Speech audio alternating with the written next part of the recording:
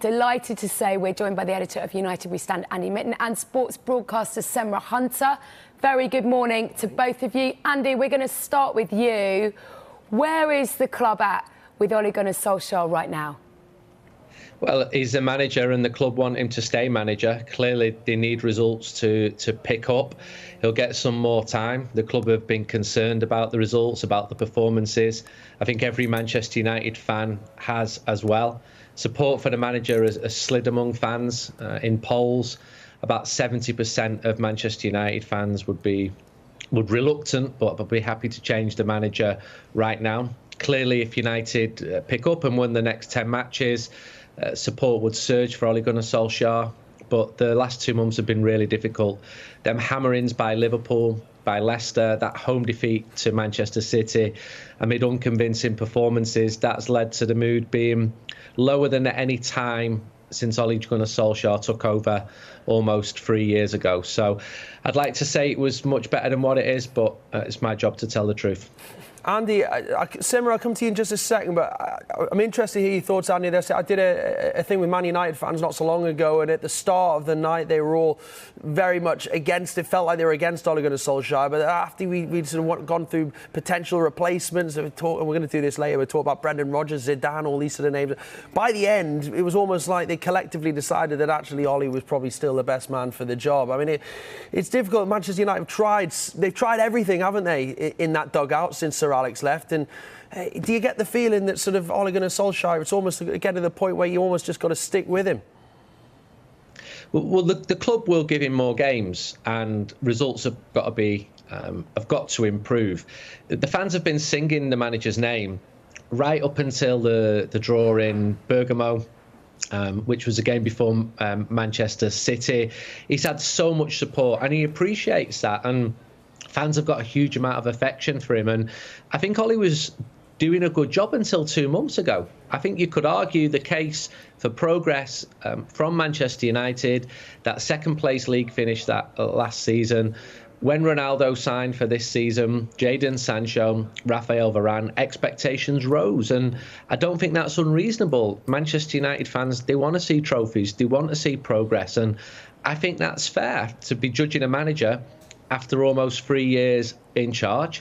We're talking now at a very low point, but if United were to win the next 5 or 10 matches, which looks pretty unlikely given the recent performances, the mood would surge again and support for the manager would go up. But it really dropped after that home defeat to Villa, after that draw against Everton.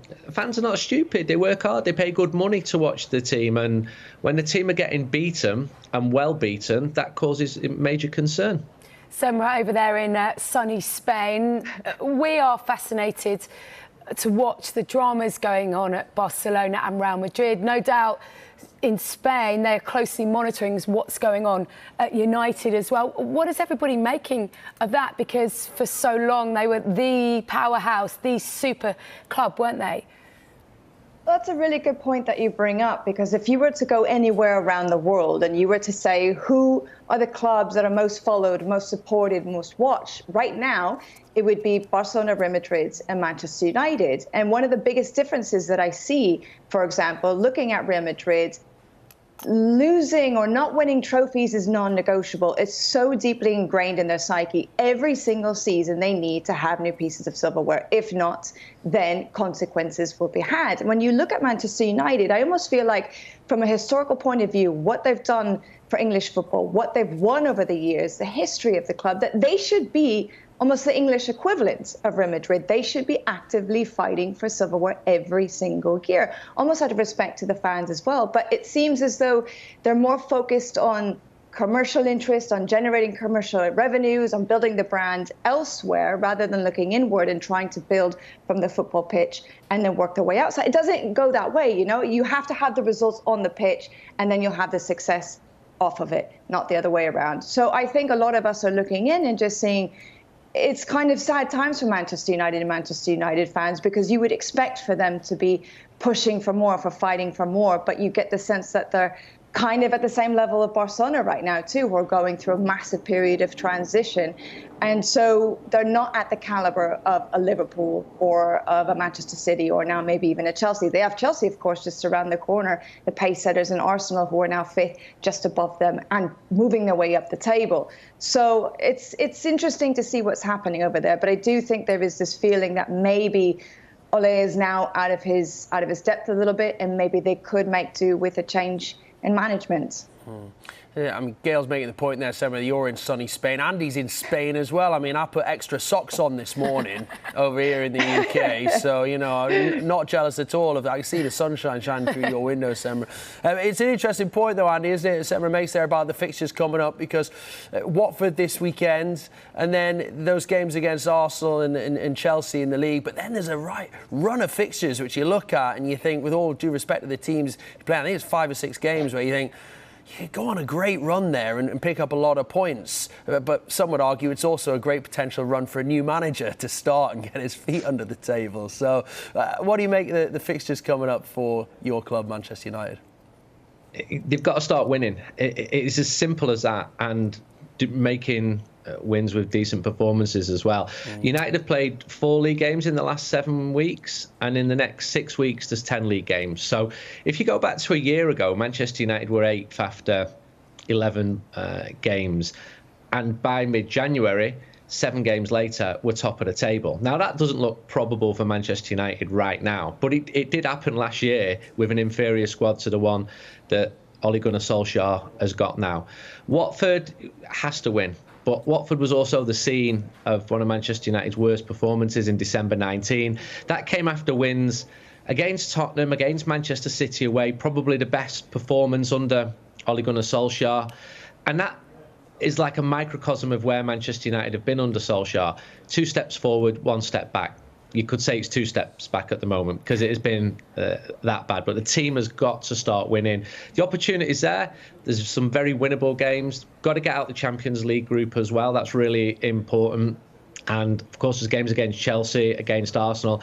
I'm sorry, Manchester United have got to be winning. They've got to be surging up that table, getting the confidence of the fans back, because at the moment it's almost non-existent. Andy, isn't it about more than just winning now, though? Don't fans have to look at this team and see the identity, see the strategy? What are they about? And that's been a little bit hard to see, hasn't it, over the last few months? Yeah, it has, because even in some of the matches where Manchester United have won, Villarreal and Atalanta at Old Trafford, the team were outplayed for a lot of the matches, and the individual talents, and Manchester United is full of great individual talents. They've rescued United a couple of times, but United need to have more control of the games. It needs to be more balanced. Individually, players, too many of them have disappointed this season. Players who played really well last year have been really disappointing this year. So it's also on the players. The manager's going to get most of the scrutiny and pressure, and that's right. He is the manager. But the players have got to raise a game as well. But United fans are concerned about the tactics, about the way that the team keeps conceding goals, about individual errors. I keep saying it, you're talking to me at a low point from a Manchester United perspective. Got to start winning, and as you say, there's got to be some conviction with the performances as well. If you look at all them world-class players there, so far this season, Manchester United have looked a lot less than the sum of those parts. Semra, you said it's getting to the point where you wonder whether Ole Gunnar Solskjaer is a bit out of his depth. Well, we'll look at some of the candidates that have been linked with the job. Brendan Rodgers' name has been mentioned, the former Liverpool manager, of course, currently at Leicester. And also Zinedine Zidane's name has been mentioned, a manager you know all too well, his time at Real Madrid, of course. Are they the sort of names that you could see at Old Trafford? What about Zidane? Was he someone that would go there? Or have Manchester United done all that already with the names they've had, the Mourinhos, the Van Gaals, etc., etc.? Personally, I don't see Zidane going to Manchester United, but because I don't think he's quite keen on going to England in general. I don't think it's anything personal towards Manchester United, the club. I think he's just quite happy to enjoy some time off right now, to enjoy the quality of life that he has in Madrid. And I think he got into management almost as a way to test himself and to do it specifically for Real Madrid.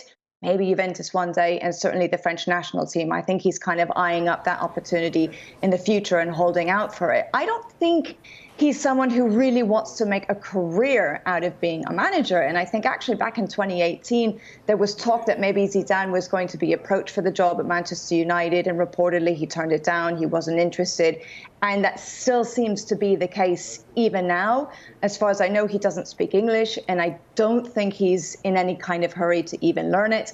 And I think it would be a massive change for him to come in now when the season's already started. He wouldn't have any pre-season. He would need to adapt to a new culture, to a new type of football, a new league, and a new way of doing things. And I think he would probably want some time ahead of the season in order to try and settle in and get adapted to it. So as far as I know, as far as I believe, I don't think Zidane is going to take the job at any point in time, if I'm quite honest with you. Andy, Brendan Rodgers remains the bookies' favourite if Ole Gunnar Solskjaer is to move on. How do you think that'll be received amongst the United fans? Is he the sort of manager that they could see at their club?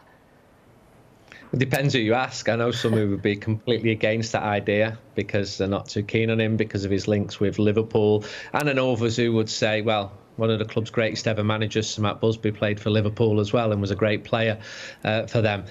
Manchester United's position is, we're sticking with Ole for now. Clearly the club have got to do the job and due diligence. They've got to have a plan B. Results cannot continue like they are. They are taking calls from agents, and they're saying to the agents of managers, what I've just said to you, we're sticking with Ole Gunnar Solskjaer for the moment. A lot of the best managers in the world are tied up at the moment as well. A lot of them are very attracted to Manchester United as well. Some of them are not working. United have got to weigh up the options and got to do what's right for the club. I think if they don't get out this Champions League group stage, that is a major fail on behalf of the manager. But there's a real reluctance to sack Ole Gunnar because so much has gone into this cultural reboot, which at the moment looks pretty unconvincing, but at the end of last season was looking pretty convincing. Like United were on the way back up. Still a long way behind the champions. United have not made a serious title challenge since 2013, and that's not good enough either. Tried all the different types of managers, but United have got to be aware, and I think they are, of who would come, who might come. So there's all that sort of background stuff going on. But at the moment, I absolutely believe they would prefer to stay with Ole Gunnar Solskjaer and hope that he can turn things around.